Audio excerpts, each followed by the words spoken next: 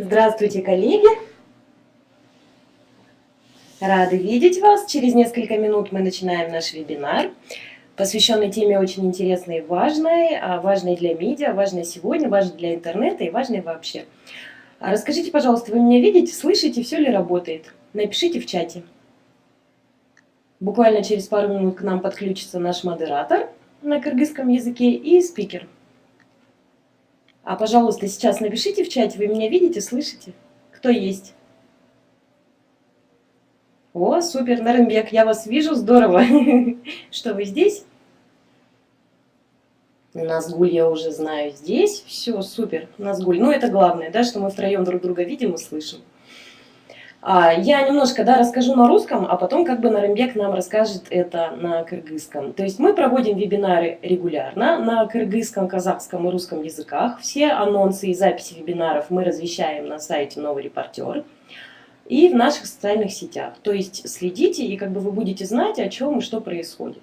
Если есть какие-то предложения, замечания, вопросы, пишите нам, пишите вот в рубрику «Вопросы», пишите лично мне, пишите нашему офису в Кыргызстане.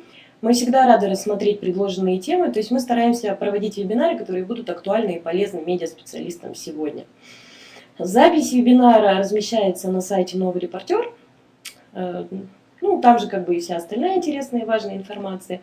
Здесь, как вы видите, у нас есть презентация, рубрика «Вопросы», куда вы можете задавать вопросы. Свои мысли можно писать в чате, вот там, где мы сейчас общаемся. Как показывает практика, лучше всего все-таки вопросы задавать в специальной рубрике, чтобы наш спикер не отвлекался и свою презентацию продолжал без того, чтобы отвечать на какие-то вопросы. Просим сохранять уважение, какие-то немножко быть корректными и вежливыми, потому что это тоже очень важно. Спасибо, что присоединились сегодня к нам. Еще буквально чуть-чуть, и мы начинаем. Нарымбек, если вы здесь, можете подключаться.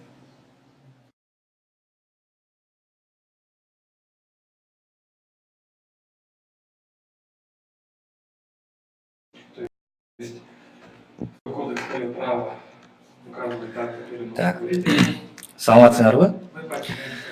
Бүгүнкү семинардын катышуучулары, бүгүнкү биздин семинарыбыздын темасы бул медиа адистин ичинде маалыматтарды визуалдаштыруу темасы болмокчу. Бул жерде инфографика жөнүндө, эффективдүү презентация кылуу жөнүндө, өзүңөрдүн материалдарды, видео, сүрөт түрүндө материалдарды кантип эффективдүү көрсөтсөңөр, презентация кылсаңар болгондугу тууралуу болот. Аны төмөндөгүдө айтып өткөндөй, бүгүн вебинарыбызды кечиресиздер. Назгуль Конурбаева алып бармай болду. Бул аябай тажрыйбалуу специалист. Биздин вебинарлар жөнүндө жаңы репортер сайтынан маалымат тапсаңыздар болот. Суроолоруңуздар болсо, биякта суроолор деген секциядан берсеңиздер болот. Же болбосо бул төмөндө турган чат бөлүгүнөн сурасаңыздар болот. Сураныч ошо суроолорду тема боюнча берип, ушул теманын ичинде калсак. Ошол бүгүнкү семинарга кош келипсиңер. Азыр мен сөздү Назгүлгө берем. Назгүл, кошула берсеңиздер болот.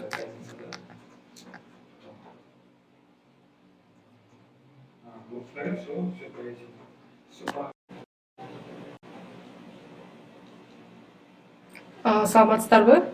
Менин атым Назгүл. Мен бүгүнкү вебинарды мен алып бармакчымын.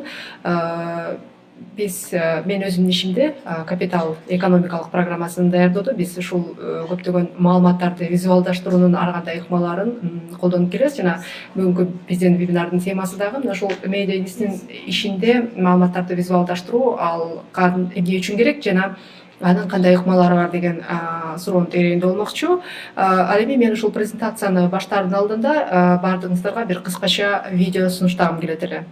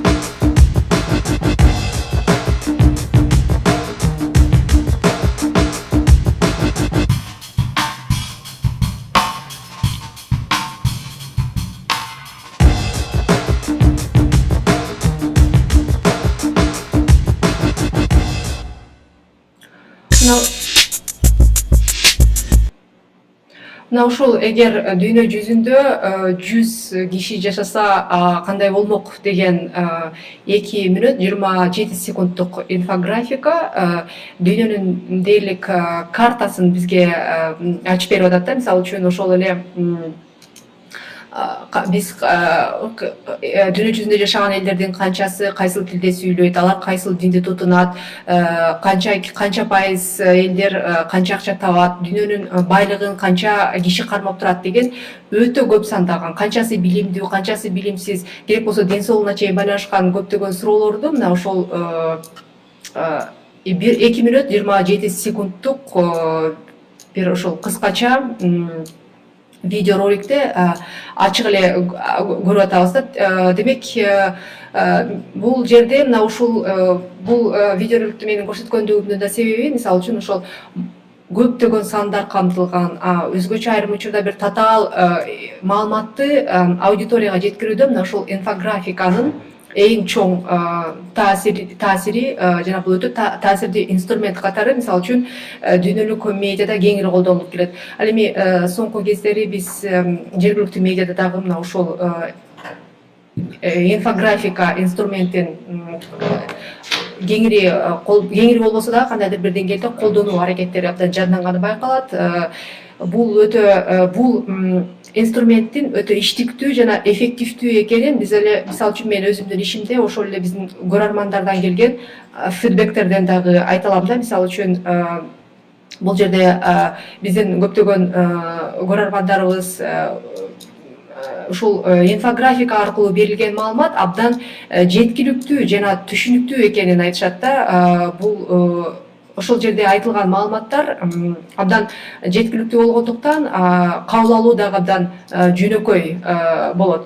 Мына ошол бул бир жагынан татаал процесстерди жөнөкөй тилге салуу менен жалпак тилге салып элге жеткирүү, ошондой эле мисалы үчүн күнүмдүк турмуштагы көрүнүштөр. Мисалы үчүн бул жерде биз дүйнө жүзүндө бир 100 киши жашаганын элестетип көрсөк, ал эми мисалы үчүн ошол эле биз алдыда да карап көрөбүз, үй бүлөлүк бюджетти эсептөөнү кантип элге көрсөтүп берсе болот.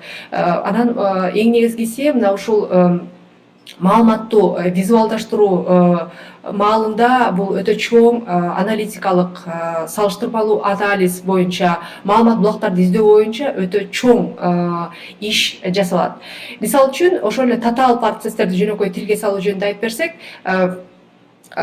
журналист, медиа специалист бул теледе болобу, басма гезитте болобу же интернетте болобу, кайсыл бир татаал экономикалык өзгөчө процесстерди мисалы үчүн түшүндүрүш үчүн алгач өзү өтө чоң аналитикалык жумуш жасаш керек. Себеби инфографикадагы негизги жумуш, негизги көрсөткүч бул эң биринчи кезекте ошол сандарды бир анализге алып келүү да. Мисалы үчүн анан ошол сандардын баары бир анализге алып келип, анан ошону компоновать этип көрсөтүп бергенде бул абдан аудитория үчүн кызыктуу, анан жеткиликтүү болот. Мисалы үчүн биз өзүбүздүн ишибизде мисалы үчүн азыр кыргызстандык медиада өзгөчө кызуу талкууланып аткан, ишмердүүлүгү абдан чоң суроо жаратып, мисалы үчүн көпчүлүктүн көңүл чордонунда турган мисалы үчүн кыргыз-орус өнүктүрүү фондунун ишин карап көргөнбүз да.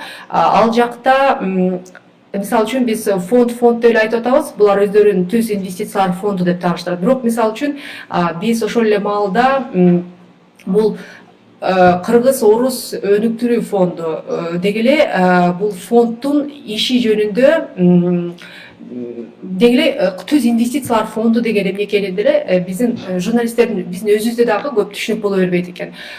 Биз мына ушул нерсени элге түшүндүрүп берердин алдында мына бул негизинен алып караганда бул өтө татаал финансылык институт, анын ошону элге ишин, ал кантип иштеш керек, кандай иштеш керек деген нерсени түшүндүрүп берүүдө мисалы үчүн биз алды менен өзүбүз чоң жумуш жасаганбыз да. Мисалы үчүн өтө көп маалыматтарды чогултууга туура келди. Биринчиден өзүбүз мына ошол түз инвестициялар фондунун иши менен таанышууга туура келди. Мына ошол таанышкандан кийин гана биз өзүбүз түшүнүп жеткиликтүү деңгээлде анан ошону мисалы үчүн ошол биз өзүбүз топтогон маалыматтарды визуалдаштыруу аркылуу элге жеткирүүгө аракет кылдык. Азыр мен ошону мисал катары көрсөтүп элем. Мисалы үчүн биз кантип ошол татаал процесстерди жөнөкөй тилге салып түшүндүрсөк болот.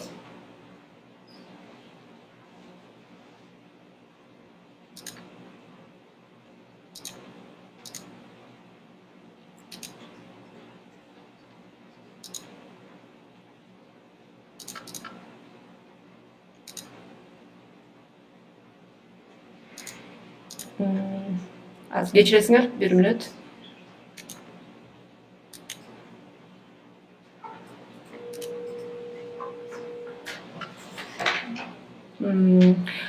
Азырынча бул видеону бул жактан көрсөтүүгө мүмкүнчүлүк болбой атат. Мына ошол татаал процесстер жөнүндө айта турган болсок, мисалы үчүн чыны менен эле көптөгөн процесстерди биз өзүбүз жакшы түшүнө албаган үчүн дагы элге жакшы көпчүлүк аудиторияга жеткире албай калган. Бул өтө чоң, менимче, биздин жумуштагы эң чоң көйгөй деп эсептейм да. Ошондуктан бул маалыматты визуалдаштыруунун эң негизги мааниси мына ошол татаал процесстерди алды менен өзүбүз түшүнүп, анан аудиторияга жеткирүү. Мен айтып өткөндөй, мисалы үчүн ал процесстерди аудиторияга жеткирердин алдында баягы визуалдаштырууда, инфографика даярдоодо бул жөн эле алып эле айтып берип койбойсуң. Аны өтө чоң аналитикалык жумуш жасаганга туура келет. Жана мына ошол аналитикалык жумуштун аркасы менен журналист өзү, медиадист теманы абдан жакшы түшүнөт дагы. Ошонун аркасы менен маалымат дагы кандайдыр бир деңгээлде толук, компетенттүү болуп калат да. Азыр мынакей ошол жана жогоруда айтылган видеону ачып көргөнгө аракет кылып көрөлүк.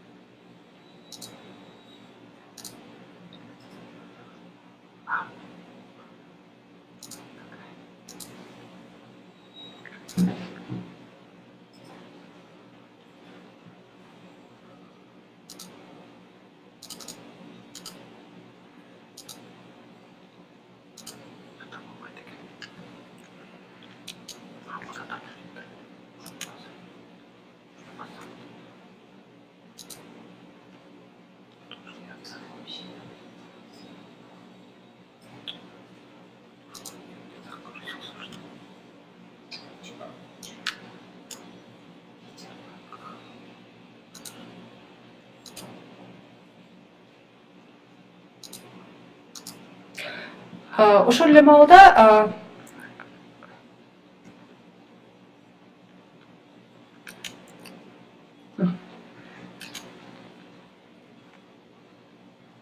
бирок Орус-Кыргыз фондунун тегерегинде чоң суроо жараткан маселе ушул кезге чейин капиталды жайгаштыра албай жаткандыгында. Орус-Кыргыз өнүктүрүү фондунун капиталы ушул тапта $350 миллион түшөт. Бирок фонддун мурдагы жетекчисинин айтымында ушул жылдын июнь айына карата уставтык капиталды $500 миллион, а жыл соңуна чейин $1 миллиард жеткирүү пландалган. Эгер $500 миллион деп санаган күндө дагы бул капиталдын өлкөнүн ички дүң продукттагы үлүшү 8,5% түзүүдө. Ошол эле россиялык ири түз инвестициялар фонду Baring Vostok Capital Partners'тын башкаруудагы активи $3 миллиард түзөт. Ал эми Россиянын өткөн жылкы ички дүң продукту $1 триллион бир аз ашкан. Демек, Россиянын ички дүң продукту 40%га чейин түшүп кеткен күндө дагы ири инвестфонддун ВВПдагы үлүшү 0,5%га дагы жетпейт. Бул салыштыруу Орус-Кыргыз өнүктүрүү фондунун Кыргызстан өңгү чакан экономиканын шартында ири капиталга ээлик кылаарын көрсөтүүдө. Деги эле инвестициялык фонд деген эмне жана ал кандай механизм менен иштейт? Инвестициялык фонд бул профессионал команда башкара турган инвестордун акчасы. Инвестор бош жана узак мөөнөттүү капиталы бар тарап. Бул пенсиялык фонддор, университеттердин, кайрымдуулук фонддордун топтомдору жана башка болушу мүмкүн. Ал эми башкаруучу компания инвестордун бош акчасын иштетүүгө ынандырыла тургандай репутацияга ээ болуш керек. Инвестициялык фонддор 3 багытта иш алып барат. Ачык компаниялардын акцияларына инвестиция кылат, ачык компаниялардын облигацияларына инвестиция кылат. Ачык компания дегенибиз акциялары фондулук рынокко айланган компаниялар. Жана үчүнчүсү жеке компаниялардын капиталына инвестиция салган түз инвестициялар фонду. Кыргызстанда Centera Gold компаниясынан башка бир дагы дүйнөлүк биржада акциялары айланган ачык компания жок. Демек, Орус-Кыргыз өнүктүрүү фонду инвестициялык фонд боло албайт, анткени рынок жок. Ошондо Төз инвестициялар фондунун гана орду калууда. Төз инвестициялар фонду капиталга инвестиция жасайт. Тактап айтканда, бир же бир канча компанияны тандап алып, алардын үлүшүнө өз капиталы менен кирет. Мындай фонд чемпион компанияны дагы, ошол эле маалда проблемалуу компанияны дагы тандашы мүмкүн. Ошондой эле бир багытта иш алып барган бир канча компанияны бириктирип, рыноктун чоң оюнчусуна айлантышы мүмкүн. Бирок эң башкысы, Төз инвестициялар фонду компанияларга жөн гана акча салбайт. Өнүгүү стратегиясын жазып, менеджментти күчтөп, тактап айтканда компанияны бир чекиттен экинчи чекитке өстүрөт. Анткени фонддун финансылык кызыкчылыгы тандап алган компаниясынын ийгилигинен түздөн түз көз каранды. Айталы, Н компаниянын жылдык кирешеси 10 миллион сом жана ал жакынкы 5-7 жылдын ичинде бул көрсөткүчтү 30 миллион сомго жеткирүүнү көздөп жатат. Бул үчүн 10 миллион сом инвестиция керек болууда. 10 миллион сом капитал менен үлүшкө кирген инвестордун компаниядагы үлүшү компаниянын сделка болгон учурдагы рыноктук баасына жараша аныкталат. Эгер 7 жылдан кийин компаниянын жылдык кирешеси 30 миллион сомго чыкса, анда компаниянын баасы дагы өсөт жана инвестордун финансылык кызыкчылыгы өсүүдө. Анткени ал 7 жылдан кийин компаниядагы өз үлүшүн мурдага караганда кымбатыраак баага сатып чыгып кетет. Төз инвестициялар фондунун банктардан болгон башка айырмачылыгы, фонд карызга акча берүү менен үстөк пайыздан киреше таппастан компаниянын ийгилигинен пайда табат жана ийгиликке жетүү үчүн компания менен бирок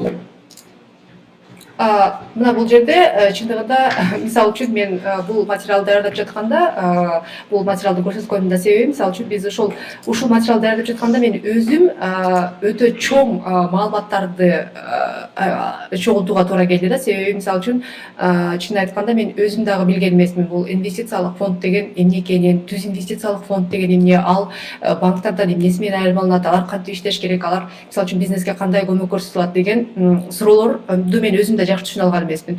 Ал эми эгер муну биз жөн эле бир кандайдыр бир сюжет же болбосо жөн эле бир интервью түрүндө берип койсок, көбү учурда бул үстүртөдөн берилген маалымат болуп калат да. Себеби биз муну аны анчалык иликтебей казбастан эле жалпы маалыматтарды берүү менен чектелип калабыз. И бул материалды даярдоодо мисалы үчүн өтө чоң жумуш жасаганга туура келди. Биринчиден өзүм түшүнүш үчүн, анан ошол түшүнгөн нерсени аудиторияга жеткириш үчүн. Бул жерде мисалы үчүн башында көрсөтүлгөндөй салыштырмалуу анализ дагы бар да. Биз ошол Кыргыз Орус өнүктүрүү фонду өзүнүн балансында кармап турган устактык капиталындагы эми азыркы учурда 350 миллион доллар, жарым миллиард долларга чейин жетет деп атат. Мына ушул акчанын дагы кыргыз экономикасындагы үлүшүн көрсөтүш үчүн биз ошол эле Россиялык ири инвест фонддун Россиянын ички дүң продукциясындагы үлүшү менен салыштырып көрүп, анан салыштырмалуу анализ дагы жасадык да. Демек, бул жерде мына ошол эң негизгиси инфографиканы даярдоодо медиа дис бул өтө чоң аналитикалык жумушту жасоо менен маалыматты терең казып, анан көптөгөн салыштырмалуу анализдер аркылуу ошол жеткиликтүү аудиторияга берүүсү менен ушул бул инструменттин таасири мына мен ушунда деп айтат элем да. Ошондой эле мисалы үчүн бул жерде өтө маанилүү дагы бир нерсе бар. Мисалы үчүн өтө көптөгөн маалымат булактарды издегенге туура келет. Мисалы үчүн көп эле учурда биз маалыматтарды баягы кайдан алабыз? Албетте расмий булактардан алабыз. Бул мисалы үчүн ошол эле Статкомдун сайтында мисалы үчүн, ошол эле расмий өкмөттүк структуралардан маалыматтарды алабыз. Бирок көп учурларда биз ошол журналистикада көп изденбей, маалымат издөдөн дагы көп менимче кемчиликтер кетет. Мисалы үчүн биз көп учурда эле жалпылаган маалыматтарды берүү менен чектелип, андан ары мисалы үчүн ошол теманы терең казып издөөгө балким убакыттын, балким ресурстун тартыштыгыбы эмнегедир мына ошол көп терең изилденген тилекке каршы материалдар өтө бизде аз да. Мисалы үчүн ошол эле Кыргыз Орус өнүктүрүү фондунун ишин биз карап көргөнүбүздө, ал жерде көп Кыргызстандагы баардык медиа, социалдык тармактарда мисалы үчүн өтө катуу суроону жараткан, өтө катуу талкуу болгон бул ошол социалдык фонддун Кыргыз Орус өнүктүрүү фондунун жетекчилиги $15.000 айлык алат деген маалымат болгондо, $15.000 алат экен деди, бирөө $10.000 алат экен деди. Көптөгөн медиа өкүлдөрү, журналисттер фонддун өзүнө расмий суроо менен кайрылышты, мисалы үчүн айлык акыңарды бергиле деп. Бирок дегенде мисалы үчүн фонд айтты, биз дүйнөлүк банктын статусуна тете статуска ээбиз, андыктан биздин маалыматтар жашыруун, биздин эмгек акы жөнүндөгү маалыматтар жашыруу болуп эсептелет, андыктан биз бербейбиз деген менен чектелди. Ошону менен жанагы божомолдун тегерегинде эле бул маалымат токтоп калды да. Бирок биз мисалы үчүн биздин кесиптешибиз, менин кесиптешим Жазгүл Масалиева, ошол Капитал программасынын редактору, ал абдан терең барып, бул маселеге терең мамиле кылып, ал мисалы үчүн социалдык фондко кайрылды. Себеби бардык уюмдар, бардык коммерциялык болобу, эл аралык болобу, бардык уюмдар өздөрүнүн социалдык төлөмдөрүн төлөп турат соцфондко. Мына ошол социалдык фондко кайрылып, мисалы үчүн ошол Кыргыз Орус өнүктүрүү фонду бир айда канча баягы социалдык салык төлөгөн деп ошонун негизинде эсептеп чыга турган болду да. Бирок социалдык фондко кайрылганда социалдык фонд социалдык төлөмдөрдү гана эмес, ошол эле Кыргыз Орус өнүктүрүү фондунун бир айлык айлык акы фондун кошо берип койгон. Мына ошонун негизи андан кийин маалыматты андан ары тереңдетип, мисалы үчүн менин кесиптешим кайрадан эле ошол Кыргыз Орус өнүктүрүү фондуна кайрылып, мисалы үчүн силерде канча киши иштейт штатта деди. Алар болсо 30 киши деп атат. Ал эми социалдык фонд болсо бизге мисалы үчүн Кыргыз Орус өнүктүрүү фондунун бир айлык айлык акы фонду $100,000 деп берди. Биз мына ошол $100,000 30 кишиге бөлүп, анан мисалы үчүн бул фонддун айлык акысы канчалык болоорун дагы мисалы үчүн төмөнкүдөй кылып сурап көргөнбүз да.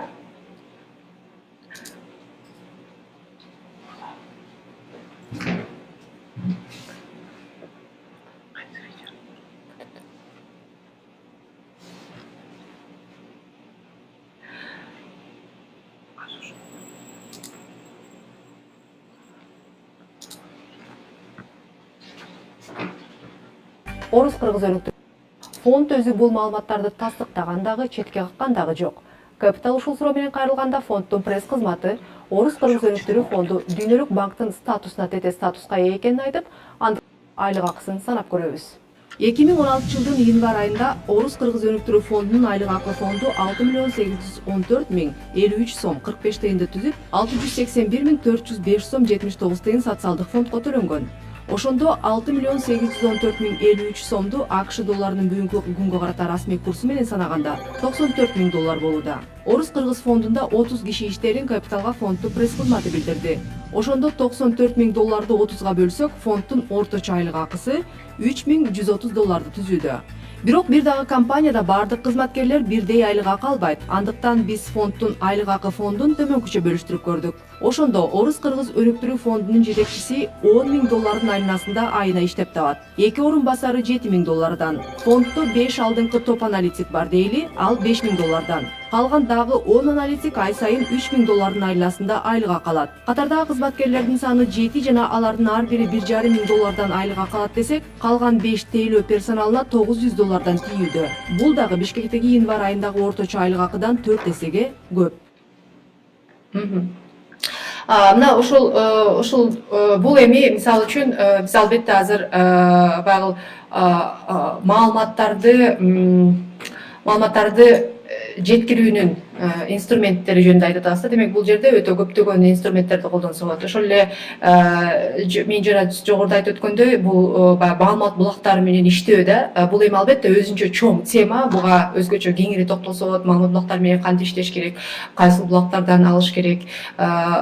Анан дагы биз мисалы үчүн өтө көп көз жазымда калтырган дагы бир нерсе бар. Мисалы үчүн биз негизи эле экономикалык журналистикага менен өтө көп жакын алектенип баштагандан байкадым. Мисалы үчүн көп учурда бизде бул экономикалык маселелерди, процесстерди биз өтө мындай кызыксыз, көпчүлүктү кызыктырбайт, кызыгууну жаратпаган бир жаңылык окуялар катары карап коебуз да.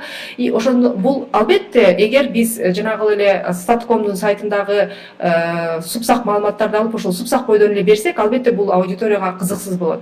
Аны жандандыруу керек, аны баягы өзгөчө мындай айтканда, кыргызча айтканда жалпак тилге салып аудиториянын тилине жакындаштыруу керек деп ойлойм да. Эң негизгиси ушул маалыматты визуалдаштыруудагы негизги нерсе бул жөн эле бир көптөгөн сандарды санап айта бербестен ошол сандарды кандайдыр бир жалпак тилге салып аны көркөмдөп кооздоп анан ошо аудиториянын тилине жакындатуу бул абдан маанилүү да. Мисалы үчүн Nats.com'дун сайтын ачсак биз өтө көптөгөн маалыматтарды көрсөк болот. Импорт, экспорт, торговый баланс жана башка көп учурда биз ал эмне сандар экенин керек болсо биз медиалисттер өзүбүз да жакшы түшүнө бербейбиз да.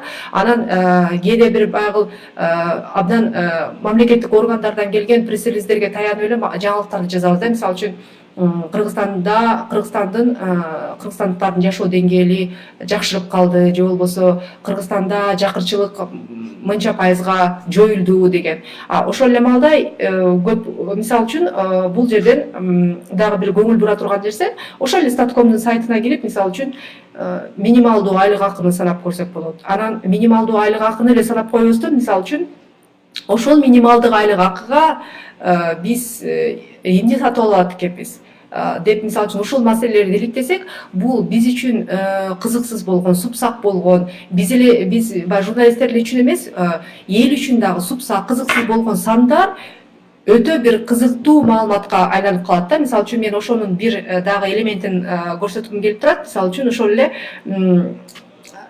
Кыргызстанда мисалы үчүн биз бул маалыматты дагы ошол эле Stat.com'дун сайтынан алганбыз. Ал ошол Stat.com канча акча тапкан кишини кедей деп эсептейт. Мына ошол кедей киши бир айда канча тамак жеши мүмкүн тапкан акчасына деп биз ошол мисалы үчүн ошол бир супсак сандарды кызыктуу материалга айландырганга аракет кылганбыз да.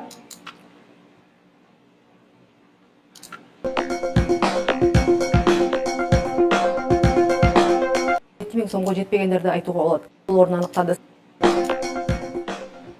Улуттук Стат комитет кимдерди кедей деп айтууга болорун аныктады. Стат комитеттин эсеби боюнча кедейдеп жылдык кирешеси 27 000 сомго жетпегендерди айтууга болот. Алардын маалыматы боюнча 2013 жылдын жыйынтыгы менен кыргызстандыктардын 37% кедей, ал эми 3% жакырчылыктын чегинде жашаары аныкталган. Бул эсеп боюнча айына 2250 сомдон кем эмес акча тапкан адамдар кедей катары эсептелбейт. Бирок жашоо үчүн талап кылынган эң аз өлчөм дагы мындан 2 эсе көп бир айлык каражатты талап кылат. Улуттук Стат комитетинин эсеби боюнча өлкө жараны бир айда 4981 сомго жашай алат. Бул акчанын 3237 сому тамак ашка кетет, анын 452 сомун ун азыктарына сарптайт. Бул акчага бир күндө 15 сомдук бир наабайынан сатып алууга болот. Ал эми картошканы айына 141 сомго же 5 кг гана жей алат. Демек бир күндө бир гана жолу картошкадан тамак жасоого мүмкүн. Айына 234 сом жер жемиштерге жумшалат. Бул акчага 3 кг сабиз, 3 кг пияз, 2 кг капуста сатып алып, айына 16 сомго бир гана жолу бир боо жашыл чөп алса болот. Мынчалык чакан бюджет менен витаминдерге бай брокколи сыяктуу жашылча түгүл, бадыран менен помидорду дагы эңсей албайт. Улуттук Стат комитет бюджети тар жарандардын бир айлык мөмө жемиштерине 413 сом бөлгөн. Албетте, бул акчанын баарына 1 кг манго же 800 г клубника сатып алып бир заматта түгөтүп койсо болот. Анткени менен бул акчаны бир айга жеткирүү мүмкүн эмес. Ошондой болсо дагы үнөмдөк биз 86 сомго 2 кг алма, 112 сомго 1 кг мандарин, 86 сомго албурт алабыз. Андан сырткары 43 сомго 2 банан алууга дагы жетет экен. Сүт азыктарына 605 сом бөлүнөт. Бул акчага 10 литр сүт алып, күнүнө 300 грамдан ичип, бир айда сүт менен камсыз кылсак болот. Ошондо дагы кымбат эмес йогурттан 900 грамм алууга 98 сом, 1 кг каймакка 107 сом калат. Эң көп каражат 990 сом этке бөлүнгөн. Мында 2 кг 800 грамм уйдун же жылкынын этин алса болот, болбосо 3 кг койдун этин ала аласыз. Эгер тоок эти менен гана чектелем десеңиз, анда бул акчага 7 кг 200 грамм келет. Балыкка 68 сом бөлүнөт. Демек, сиз туздалган селиктен башка балыктын жанына да жолой албайсыз. Жумурткага бөлүнгөн 122 сомго 15 даана алып, аны күнүнө бир жолудан жегенде дагы 2-3 күндө ашып түгөнөт. Кумшакерге Улуттук статистикалык комитет айына 87 сом сарптоону сунуштайт. Бул 1,5 килонун баасы. Биздин эсеп боюнча күнүнө 10 кичи кашык менен гана кумшакер сарпташыбыз керек. Ал эми өсүмдүк майын күнүнө 1,5 кашык гана жумшайт экенсиз, анткени ага болгону 82 сом бөлүнгөн. Андан сырткары жаңы демделген чайдан 5 чын гана иче аласыз. Тамак аштан башка чыгымдарга 797 сом бөлүнгөн. Бир жылда 2 түгөй бут кийим, 2 кийим кечек сатып алсаңыз болот. Ал эми сырткы кийимди 3000 сомго 3 жыл бою кийүү сунушталат. Ал эми газ, суу, жарык жана башка коммуналдык төлөмдөр баарына жылына 847 сом бөлүнөт. Салыктарга 100 сом каралган. Эскерте кетсек, сиз жогоркудай көлөмдө ичип, жеп, кийинип жашап, айына 4981 сом жумшасаңыз, кедей эмес деп эсептелесиз. кедейчиликтин чегине жетүү үчүн айына 2250 сомго жетпеген гана акчага жамбаа көрүшүңүз керек. Ал үчүн албетте коммуналдык төлөмдөрдү үнөмдөө мүмкүн эмес. Бирок транспортты колдонбой дайыма жөө басып, дагы бир кыскартуудан 2000 сомго чейин чыгымдарды азайтса болот. Бут кийимсиз жашоо дагы мүмкүн эмес. Демек жылына бир гана көйнөк жана бир шейшек менен жашап көрөсүз. Жыйынтыгында тамак ашка 1604 сом сарпталат. Сүт, эт, чай, кумшекер жана жашча жемишти экеси аз колдонобуз. Балык менен жумуртканы такыр эле баш тартабыз. Кыргызстанда кедей эмес дегендердин диетасы так ушундай. Ал эми алдыдагы материалдагы бул жерде мен жогоруда айтып өткөндөй, бул супсак сандарды кызыктуу маалыматка айлантуунун эң сонун ыкмасы дал ушул инфографика. Ошондой эле дагы бир кызыктуу нерсе, мисалы үчүн биз ошол күнүмдүк турмушта болуп аткан көптөгөн процесстерди, мисалы үчүн жана жогоруда эң башында көрсөтүп кеткен видеодогудай эле, мисалы үчүн биз ал жерде өтө чоң сандар келтирилген, бирок биз алардын баардыгын тең өтө жөнөкөйлөштүрүп, жөнөкөй тилге салган үчүн ал дагы абдан баягы аудитория үчүн абдан кызыктуу болот да. Анан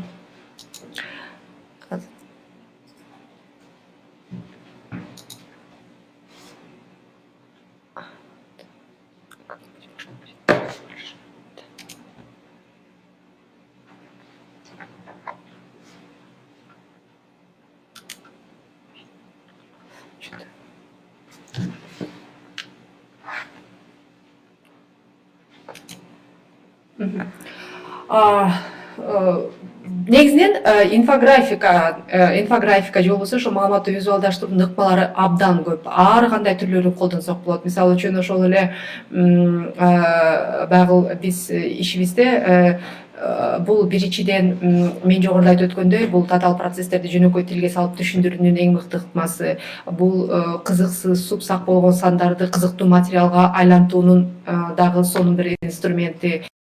Ошондой эле мисалы үчүн бул абдан бул телевидениеда болобу же болбосо интернетте болобу, мисалы үчүн абдан ошол программага же болбосо статьяга жакшы бир динамика берет да. Мисалы үчүн ошол инфографиканы колдонгондо абдан жакшы бир программанын өзүнүн бир жакшы бир динамикасы пайда болуп, анан баягы көптөгөн маалыматтарды элдер жеңил жана түшүнүктүү кабыл алат да. Мисалы үчүн ошол эле маалда анан эгер маалымат булактарын менен иштөөнүн дагы бир ыкмасына токтолсок, мисалы үчүн биз кээ бир учурларда биз маалымат жок деген нерсе менен эле, мисалы үчүн сандар жок деп калабыз. Чын менен Кыргызстанда бул ушул цифраларга, маалыматтарга байланышкан чоң көйгөй бар. Анткени бизде бул рынокты такай иликтеп, ал жерде сурамжылоо жүргүзүп турган консалтинг компаниялар аз. Алар дагы сурамжылоолорду бул көбүнө эсе чет элдик уюмдардын гана заказы менен жүргүзүшөт. Ал эми буга бизнестин өзүнүн дагы талабы жок азырынча. Ошондуктан биз сандар жагынан чындыгында биз өзүбүздүн ушул экономикалык журналистте бизи журналистикада өтө чоң кыйынчылык жараткан мына ушул сандар жана маалыматтарда. Бирок ошол эле маалда кээ бир маселелерге чакан бир иликтөөлөрдү да жүргүзүп, инфографика үчүн жакшы бир маалыматтар топтогонсо болот. Мисалы үчүн баарыбыз билебиз, мисалы үчүн жылдын башында жанагы айдоочунун күбөлүгүн, айдоочунун жоопкерчилигин милдеттүү камсыздандыруу деген мыйзам долбоору өтө катуу талкууну жаратты. Ошол маалда биз мисалы үчүн социалдык тармактардагы талкууларды, ошол жерде көтөрүлүп аткан маселелерди окуп көрүп атып, бир жагдайга көңүл бурдук да. Мисалы үчүн ошол социалдык тармактын колдонуучуларынын айрымдары мындай деген суроону көтөрүп атышты да: макул, бул мыйзам иштесин, бул мыйзам жакшы, бул керектүү нерсе. Бирок ошол эле маалда азыр коюп аткан өкмөттүн коюп аткан талабы, мисалы үчүн, канчалык бул реалдуу. Себеби булар өтө кыска убакыт берип атат. Мына ушул кыска убакыт ичинде биздеги камсыздандыруу компаниялар бизде катталган машинанын баарын камсыздандырып жетише алабы деген суроону койгондон кийин эле биз бул нерсени илип алдык дагы, маселени андан ары иликтөөгө алдык. Мисалы үчүн Кыргызстанда катталган машиналардын санын санадык дагы. Анан Кыргызстанда ошол ОСАГО долбоору менен иш алып бара турган камсыздандыруу компанияларын санап, анан алардын орточо баягы став штатын карап көрүп, анан ошонун негизинде мисалы үчүн алар кардарлар кантип үлгүрүшөт деген суроону койдук да. Мисалы үчүн бул биз муну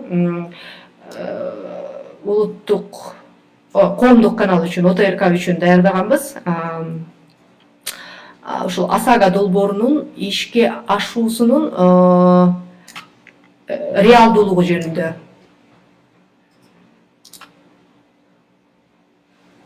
Милдеттүү камсыздандыруу мыйзамы 1 айдан кийин, тактап айтканда 7 февралдан баштап ишке кирет. Ал эми камсыздандырылбаган автоунаа ээлерине 1 марттан баштап айыппул салына баштайт. Финансы рыногун тескеген мамлекеттик компаниянын маалыматына караганда, Кыргызстанда иш алып барган 15 камсыздандыруу компаниянын 10 гана айдоочунун жарандык жоопкерчилигин милдеттүү камсыздандыруу же ОСАГО долбоору менен иштейт. Ал эми 2015 жылдын маалыматтарын карап көрсөк, Кыргызстанда 1.200.000 автоунаа катталган экен. Ошондо мыйзам күчүнө кире турган 7 февралдан баштап санап көрсөк, жалпысынан 10 компания 16 жумушчу күндүн ичинде тыныгуусуз иштеп, 128 жумуш сааттын ичинде 1.200.000 автоунааны камсыздандырып үлгүрүшү керек болот. Ар бир ишканага ошондо 120.000 кардар туш келип жатат. 1 саатта 937 кардарды тейлеп үлгүрүүгө туура келет. Бир компанияда орточо 10 кызматкер болот депсек, анда анын ар бири 40 секундта бирден кардарды тейлеп үлгүрүш керек болот. Бирок албетте бул мүмкүн эмес. Эгер ар бир кардарга 15 мүнөттөн убакыт бөлүнөт деп, ошондо 1 саатка 4 кардар деп эсептесек, анда 10 компания 1 мартка чейин болгону 51.200 унааны гана камсыздандырып үлгүрөт экен. Калган дээрлик 1.250.000 унаанын ээси айыппулга тартылмакчы. Айта кетсем, айыппулдун көлөмү камсыздандыруу наркына барабар. Ал эми камсыздандыруунун баасы 2200 сомдон башталат. Мына ошол бул жерде дагы бир инфографиканын чоң жардамы, мына ушул маалыматтарды маалыматтарды иштеп чогултуу, топтоо, анан издөө, эң алгачкысы топтоо, анан аны бир түшүнүктүү тилге келтирүү жана ошол визуализациянын жардамы аркылуу, графикалык дизайндын жардамы аркылуу муну аудиторияга жеткиликтүү, түшүнүктүү кылып жеткирип берүү да.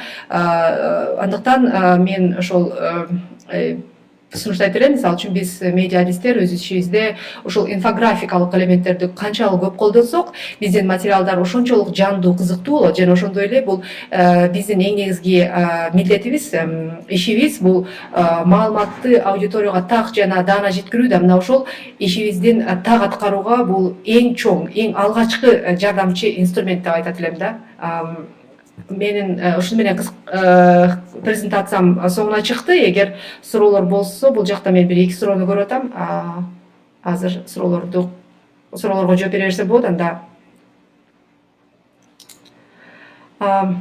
сайтта маалыматты визуалдаштыруу үчүн атайын сервистер бар, видео монтажында сервистер барбы же бул визуалдаштырууну дизайнер эле жасай алабы? Рахмат. Ал Акылбек Орозматов. Акылбек бул видео монтажда андай атайын сервистерди биз колдонбойбуз. Толугу менен бул дизайнердин жумушу, себеби бул бардыгы тең. Андай сервистер жок. Видео монтаж учурунда баягы дизайнер атайын программада тартат. Программанын болсо түрлөрү бар. Визуалдаштырылган маалыматты же ушул услуганы монетизация кылууну ойлонуштургансыздарбы? 1-2 мисал айтыңыз, ушундай тажрыйба болгон болсо. Жакшы суроо экен. Чыны менен бул өтө биздин рынокто азырынча буга кеңири спрос жок. Бирок мисалы үчүн дүйнөлүк рынокто бул өтө жакшы сатылган продукт, медиа продукттардын бири болуп эсептелет. Биз бирок бул ыкманы аздыр көптүр колдонуп келатабыз. Мисалы үчүн ошол эле коммерциялык уюмдардын заказдары менен биз бир канча роликтер даярдаганбыз. Ошондой эле мисалы үчүн ошол эле коомдук 1-каналдын заказы менен дагы биз Кыргызстан цифрах деген долбоорду даярдап бергенбиз. Мисалы үчүн ошол көптөгөн кызыктуу маалыматтарды визуалдаштыруу аркылуу жана ошондой эле мисалы үчүн жакында эле ошол эле ОТРКнын өзүнүн дагы жылдык отчетун визуалдаштыруу боюнча заказ алып аны аткардык. Негизинен бул продукцияга ушул тапта суроо пайда болуп келе жатат. Азырынча болгон суроолорго жооп бердим окшойт. Марлен Жамалов деп суроо узатып атасыз. Маалыматты визуалдаштыруу качан ишке кирет деп. Мен кичине сурооңузду жакшы түшүнө албай калдым. Бул мүмкүн болсо сурооңузду тактап койсоңуз жакшы болот эле.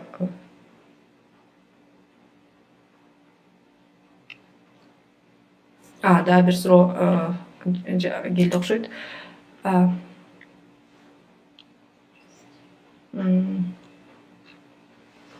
Азыр дагы бир суроо. Асанбек суроо узатып атасыз. Интернеттеги кайсы сервистерди колдонсо болот, компьютердик дизайндан башка деп. Бул чын айтсам, бул маселе кичине менин профилимде эмес, бул ошол графикалык дизайнердин иши. Менин негизги жумушум бул жерде аналитикалык жумуш, инфографиканын аналитикалык бөлүгүн даярдап, ошол дизайнерге берүү да. Компьютерде менимче даяр шаблондор болушу мүмкүн, бирок алар канчалык ошол маалыматтар жеткиликтүү экендигин мен чындыгында бул менин компетенциямдагы суроо эмес экен. Данияр Садиев, бизде да ушундай аракеттерди жасап келүүдөбүз. Сиздердин аналисттер менен тажрыйба алмашууга жөнөтсөк болобу? Рахмат. Жок. Албетте биз ынтымак телеканалы менен буга чейин да иштешип келгенбиз жана иштешүүгө дайым кызыктарбыз. Албетте биз кызматташтыкка дайым ачыкпыз. Ооба, техникалык адистер жана анализ боюнча деп атасыз, Данияр. Ооба, бул эң биринчиси биз ошол аналитикалык ишти кантип жасаш керек, маалыматтарды каяктан алыш керек, аны кантип топтош керек жана аны кантип аналитикага салыш керек жана аны кантип визуалдаштырса болот деген багытта биз албетте тажрыйба алмаша алабыз.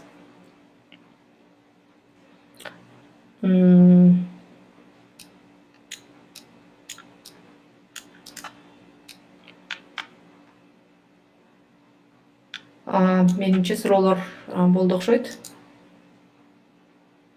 Эл аралык маалыматтарды колдонуудагы ыкмалар. Эл аралык маалыматтарды колдонуудагы ыкмалар деп атасыз.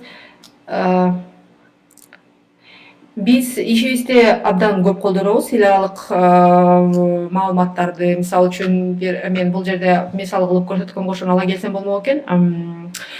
Мисалы үчүн биз дайым эле баарыбыз айтып карабыз. Мисалы үчүн ФРС, Америка Кошмо Штаттарынын федералдык резервдик системасы учеттук ставканы өзгөрттү же өзгөрткөн жок, анан ошонун айынан доллар көтөрүлдү же түштү деп. Бирок чындыгында биз өзүбүз деле жакшы түшүнбөйбүз да бул ФРС деген эмне жана анын океандын ар жагында отуруп алып кабыл алган чечимдер эмне үчүн бизге кандайдыр бир таасир берет, эмне үчүн биздин рынокто абалды тескейт деп. Биз ошол нерсени да мисалы үчүн түшүндүрүп бергенбиз. Бул деги эле өзү ФРС деген эмне жана анын чечимдери бизге эмне үчүн таасир берет деген. Сөзсүз түрдө биз баягы дүйнөнүн бир бөлүгү катары сөзсүз түрдө мына ушул эл аралык маалыматтарга дагы жана аларды визуалдаштырып элге жеткирүүнүн жолдорун дагы такай карай жүргөнүбүз туура деп эсептейм. Кайсыл булактар жана текшерилеби? Мен жогоруда айтып өткөндөй, булактар бул расмий булактар бар. Жана ошондой эле расмий булактардан тышкары, мисалы үчүн бизде албетте иликтөө, изилдөө, сурамжылоо институттары, консалтинг өтө өнүккөн эмес, бирок мисалы үчүн ошол эле алыс кетпей эле Россияны деле алсак, башка жактарды алсак, алар ар дайым элдин жашоо турмушун, ал акыбалын, маанайын дегенде иликтөөгө алып сурамжылап турат жана ал жакта ошол иликтөө институттарынын маалыматтары бар. Бул экинчи булак, экинчи маалымат булак. Үчүнчү маалымат булак бул мисалы үчүн жеке чакан иликтөөлөр. Мисалы үчүн биз могу ОСАГО долбоору жөнүндө жасагандай эле да, мисалы үчүн бул отуруп эле чакан анализ жүргүзүп, сурамжылоо аркылуу, чакан сурамжылоо аркылуу же болбосо ушул эле Кыргыз Орус фондунун зарплатасын санаган сыяктуу иштерди жасаса, бул дагы өзүнчө бул жеке булак. Жеке булак эмес, бул ошол медиа компаниянын өздүк булагы болуп саналат да. Дагы суроолор келди окшойт азыр.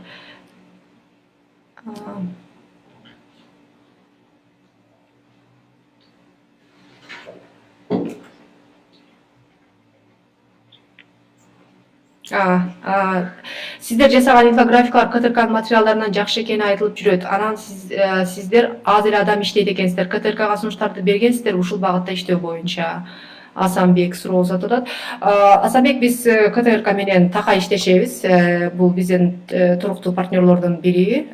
Бул биринчиден капитал программасынан тышкары, ошондой эле КТРКнын жогоруда мен айтып өттүм, КТРКнын жылдык отчету же болбосо жанагы Кыргызстан цифрах деген долбоорлор дагы бул биздин жумуш. Албетте автордук укук бул КТРКда, себеби КТРК заказчик катары бизге заказ берет, жана биз даярдайбыз. Эки тараптуу тең кызыкчылык бар, ал жактан да сунуштар түшөт, биз дагы өзүбүздүн сунуштар менен кайрылып иштешебиз.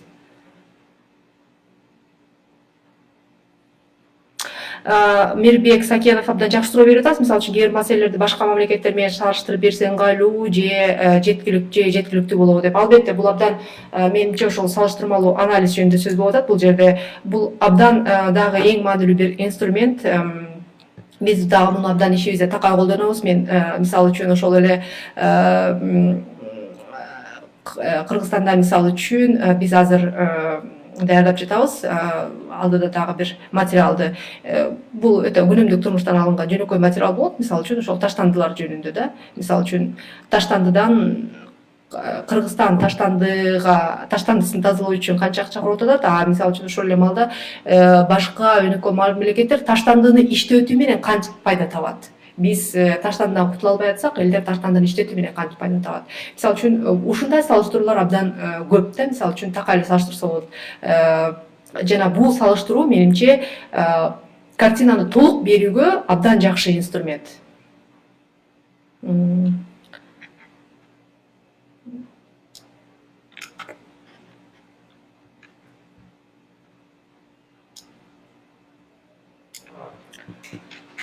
Суроолордун баардыгы тең берилди окшойт.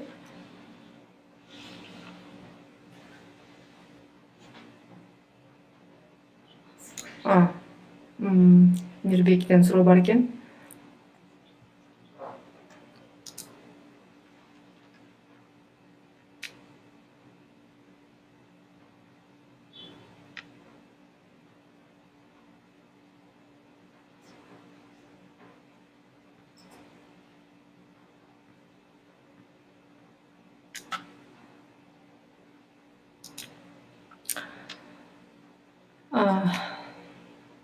Да, бир суроо. Интернет Асанбек жазып атат. Интернеттеги сервистерди колдонуп инфографика жасоого эмнеге көп көңүл бурбадыңыздар? Бул эми мен бул маселенин техникалык жактарын көп жакшы билбейм, бирок бул албетте шаблон, бул шаблон. Ал эми биз өзүбүздүн ишибизде көбүрөөк, мисалы үчүн ошол уникалдуу болбосо дагы кызыктуу жана өзүбүздүн биздин багыл биз түзгөн аналитиканы жеткиликтүү ошол дизайн менен берүүгө кызыктарбыз. Ошондуктан шаблондо эмес, атайын шаблондо эмес, бул өзүбүз байгыл өздүк дизайн менен түзгөнгө кызыктарбыз. Ошондуктан бул жагына көп кызыгып көрбөптүрбүз. Бирок эми албетте мисалы үчүн жеңил мисалы үчүн маалыматтарды бат-баттан жасай турган маалыматтарды шаблондук платформада, шаблон платформаларда жасап мисалы үчүн жеткирсе дагы, бул да менимче бул жакшы бир ыкма болуш керек. Бул эми албетте техникалык жагын караш керек.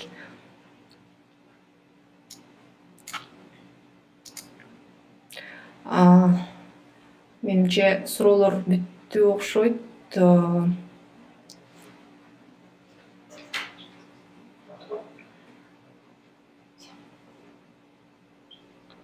Интернетте кызыктуу маалыматтар көп, ылгай албай кыйналабыз. Инфографиканын жардамы менен кыргыз аудиториясына кылууда эмне керек?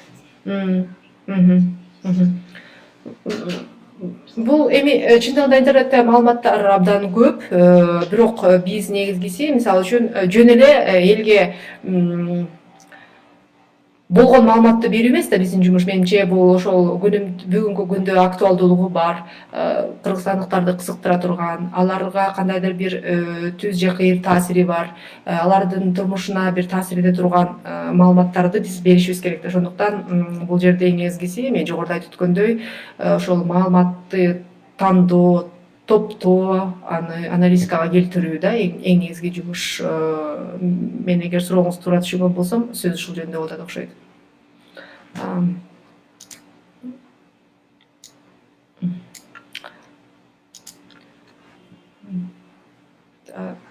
Суроолор, жазылган суроолордун баарына жооп бердим, бирок бул жакта кимдир бирөө суроо жазып аткандай болуп атат.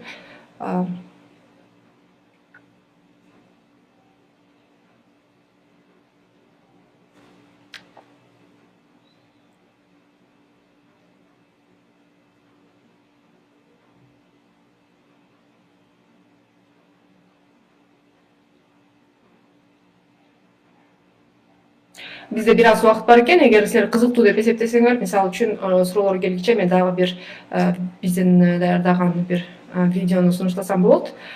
Бул биз Фенка банк менен биргелешип даярдаган долбоор, финансылык сабаттуулук боюнча үй бүлөлүк бюджет деген. Биз Капитал өзүнүн ишинде, мисалы үчүн ошол финансылык сабаттуулукка абдан басым жасайт жана ушул финансылык сабаттуулук темасын чагылдырууда бул инфографикалык инструменттер, элементтерсиз деги эле мүмкүн эмес да. Вот мисалы үчүн үй бүлөлүк бюджет жөнүндө төмөнкү видео менимче кызыктуу болушу мүмкүн. Мага апамдын дүкөнгө барганы аябай жагат. Ал толтура нерсе алып келет. Өткөндө Гүлия апамды бул буюмду сатып алууга көндүрдү. Эми бул менин баш кабым. Дайым эле ушинтип эмнеге коротконумду билбей калам. Нан алганы барганмын, болбой эле толтура майда ченени көтөрүп келдим. Бирок булар кымбат деле эмес, 20-50 сомдун тегерегинде. Бир эле буюм 20 сом турса, мындайдан 500-100 сом болот. Күн сайын бул сыяктуу майда чүйдөгө акча корото берсеңиз, айдын аягында аз эмес акча чыгымдайсыз. Чыгымдарымды көзөмөлдөп баштабасам болбойт. Балким үй бухгалтериясын жүргүзүшүм керектир. Бул менин атам. Атамдын жумушу мага абдан жагат. Ал эртеден кечке машинеде жүрөт. Айына мен орточо 12.000 сом иштеп табам. Апамдын да жумушу сонун. Анда толтура конфеттер бар. Менин маянам 6.000 сом. Баары топтолуп биздин үй бүлөлүк кирешебиз 18.000 сомду түзөт. Тамак ашка 10.000 сом жумшайбыз. Коммуналдык кызматка 500 сом кетет. Баамдын бакчасына 500 сом беребиз. Үй бүлөлүк көңүл ачууларга жана майрамдарга айына биз 5.000 сом жумшайбыз. Кийим кечеге, үй тиричилик заттарына, транспортко биз адатта 3.000 сом кетиребиз. Баарыбыздын чөнтөк телефонубузга 500 сом жумшалат. 19.500 сом сарптайт экенбиз. Иштегенден көп акча. Суроолор жок болсо вебинарды аягына чыгаралы.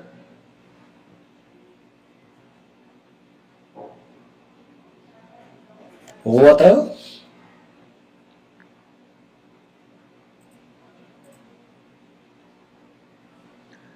Суроо жок, чоң рахмат дейт.